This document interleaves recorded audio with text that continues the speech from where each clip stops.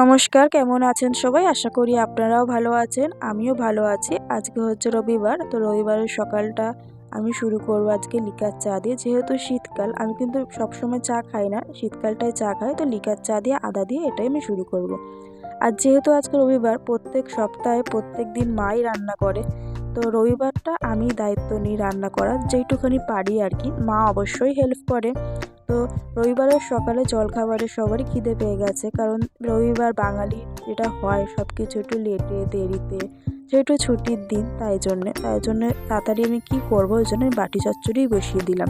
তো আলু কেটে আমি এখানে লবণ হলুদ জল দিয়ে সব কিছু মেখে একসাথে বসিয়ে দেবো চাপা দিয়ে। আর আলুগুলো আমি এরকমভাবে কেটেছি কেন, যাতে তাড়াতাড়ি সিদ্ধ হয়ে যায়, কারণ সবারই খিদে পেয়ে গেছে, চটজলদি এটাই মাথায় এলো।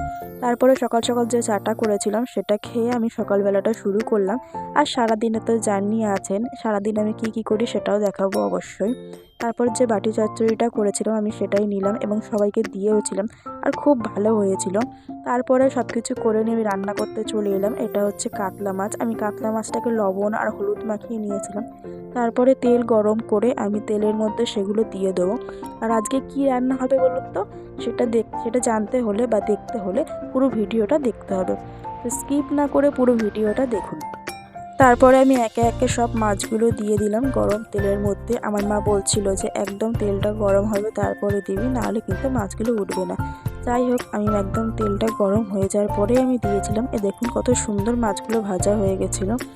এরকম উল্টো পাল্টা আমি ভালো করে লাল লাল করে মাছগুলো ভেজে নেবো, কিন্তু একদম আমি পুরো ভাজবো না, হালকা একটু রাখবো, কারণ যেহেতু দই কাতলা করবো তো পুরো ভাজলে মাছের টেস্টটা চলে যাবে। আর এই দই কাতলার রেসিপিটা আমারই একটা ভালো প্রিয় মানুষের কাছ থেকে শেখা, সেটাই আপনাদের সাথে শেয়ার করছি। আর আমার ভিডিওটা পুরোটা দেখবেন, দেখে যদি আপনাদের ভালো লাগে তো আপনারাও রান্নাটা করে খাবেন, খেয়ে বলবেন যে কীরকম হয়েছে না হয়েছে। আর আমি কি বলুন তো, যেটা ন্যাচারাল সেটাই দেওয়ার চেষ্টা করি, না কোনো আর্টিফিশিয়াল বা না কোনো এক্সট্রা কিছু। যেটা আমি ঘরে করি সেটাই। তারপরে ওই মাছ ভাজার তেলের মধ্যেই এলাচ, দারচিনি, শুকনো লঙ্কা আর একটা তেজপাতা দিয়ে দিলাম ওই তেলের মধ্যেই। তারপরে ওর মধ্যেই আমি একদম কুচানো পেঁয়াজগুলো দিয়ে দিচ্ছিলাম, অল্প একটু পরিমাণেই দিয়েছিলাম, কারণ পেঁয়াজ মা বেটে দিয়েছিল তাই জন্যে। সেই পেঁয়াজগুলো আমি ভেজে নিলাম।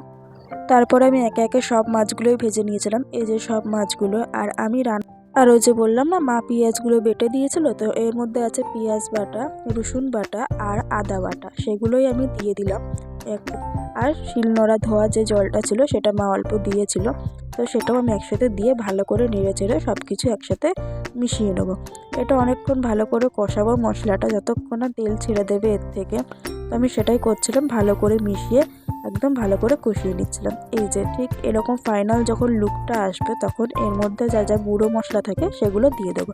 প্রথমে আমি দিলাম লবণ, তারপরে আমি একটু অল্প হলুদ দেবো। আগে কিন্তু দই কাতলা অনেকে সাদাও খায়, আমার ঠিক সাদা ভাবটা ভালো লাগে না, তার জন্য একটু হলুদ আর লঙ্কা গুঁড়ো আমি দিই। তো দিয়ে এইগুলো ফাইনালি আমি সব কিছু ভালো করে মিশিয়ে নেবো।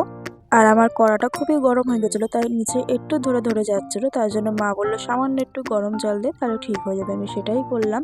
তারপরে আমি একটুখানি চিনি দিলাম, যেহেতু স্বাদ মতো চিনিটা দেওয়াটা উচিত আমার মনে হয়, কারণ স্বাদটা ঠিক পারফেক্ট হয়।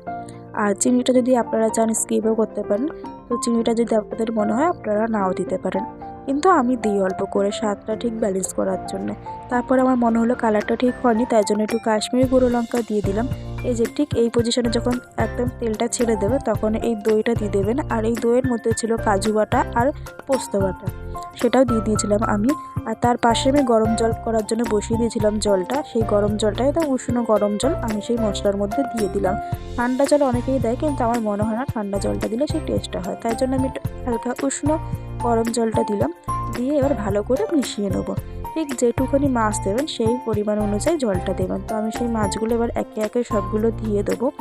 তো কিছু মানুষ আমাদের বাড়িতে কেউ ভাজা খায়, ছোট বা বয়স্ক মানুষ, যেমন আমার ঠাকুমা, আমার ভাই, তো তাদের জন্য ভাজা রেখেছিলাম। তো তাদের গন্ধটা শুকে মনে হলো না আমরা খাবো, তো ওরাও বললো যে দিয়ে দেয়, তাই জন্য আমি ওদের মাছগুলো এই ঝালের মধ্যে দিয়ে দিয়েছিলাম। আর আমার মা যেহেতু দই খায় না, তাই জন্য দই দেওয়ার আগে আমি একটু আলাদা করে মায়ের জন্য করে রেখে দিয়েছিলাম। আর সবার লাস্টে আমি সানরাইসের শাহি গরম মশলা দিয়ে আমি সেটা নামিয়ে নেবো। সেই গরম মশলাটা দিয়ে আমি ভালো করে নাড়িয়ে চাড়িয়ে ভালো করে মিশিয়ে নিলাম। আর সবার লাস্টে আমি ধনেপাতা দিয়ে নেড়েচেড়ে নামিয়ে নেবো। এই যে একদম এরকম গরম গরম দই কাতলা নামিয়ে বাড়ির সবাইকে পরিবেশন করুন আর করে দেখুন কেমন লাগে, সবাই কীরকম বলে। আমার তো খুব ভালোই লাগে। তো একদম আমি গরম গরম নামিয়ে নিয়েছি। এটা হচ্ছে একদম ফাইনাল লুক দই কাতলার। আর আপনারা কীরকমভাবে করেন সেটাও জানতে পারেন। আর ঠিক দই কাতলার গন্ধ শুনে একজন অতিথি চলে এসেছে, তো তাকেও আমি একটু খেতে দিয়ে দিলাম। এ প্রত্যেক দিনই আসে একবার করে। তো আমি থালা সাজিয়ে নিয়েছি পরিবেশন করার জন্যে। আর আমি প্রত্যেকবার রান্না করে যাকে দিই আমি তাকেই দিই, আমার ভাইকেই দিলাম। আমি অনেক কাউকেই দিই, কিন্তু ওরা ক্যামেরার সামনে আসতে চায় না, জানি না কেন, একটু লজ্জা পায়। তো যাই হোক, আমার ভাইকে দিই, আমার ভাই রিভিউ দিই তাই জন্যে। আর দেখুন আমার ভাই খেয়ে কী বলে। খেতে খুব সুস্বাদু এবং খুব টেস্টি হয়েছে। তো গাইস খেয়ে খুব ভালো লাগলো, খুব আনন্দ হলো। তো দিয়ে রান্নাটা খুব ভালো হয়েছে, তাই একটা লাইক, কমেন্ট, সাবস্ক্রাইব করে দেবে।